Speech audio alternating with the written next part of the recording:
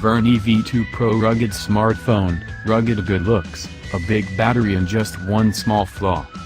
Rugged phones and elegant edge-to-edge displays used to be mutually exclusive, but with the Vernee V2 Pro, you can finally have both.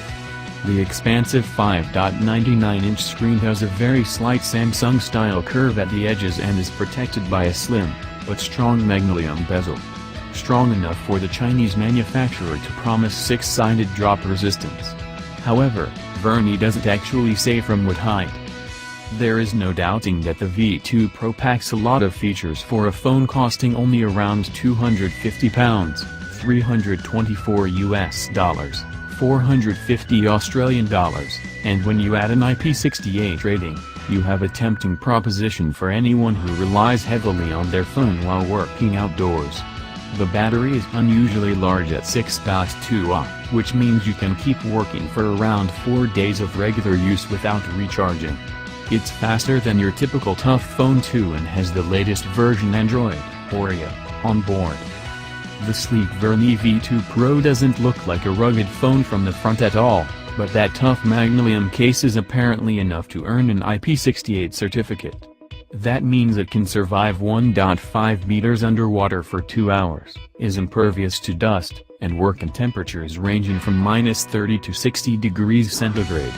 Vernee says it is also drop resistant on all sides, though there is no certificate for that.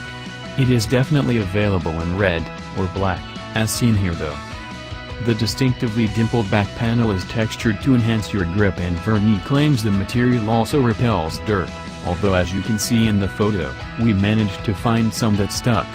It certainly makes it easier to hold and so does the 18:9 ratio screen.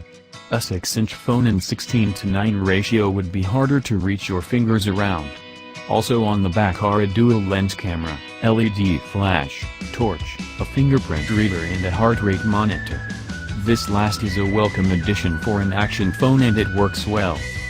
There is only one socket at the side because the Type-C USB port works for sharing data, recharging and also as a headphone port. A USB-C to mini jack adapter is included. This versatile port also allows for fast 9V/2A charging, which almost makes up for the fact that the Vernee V2 Pro does not support wireless charging. There are only 3 buttons on the Vernee V2 Pro, an on/off button, of course, a volume rocker, naturally, and a button that takes a screenshot. Why?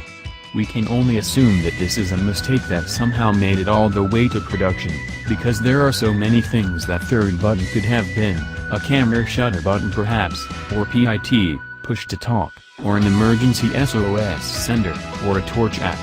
When you're working outside there are plenty of functions that you'd love to access without having to take off your gloves and navigate an on-screen menu, but taking a screenshot is not one of them.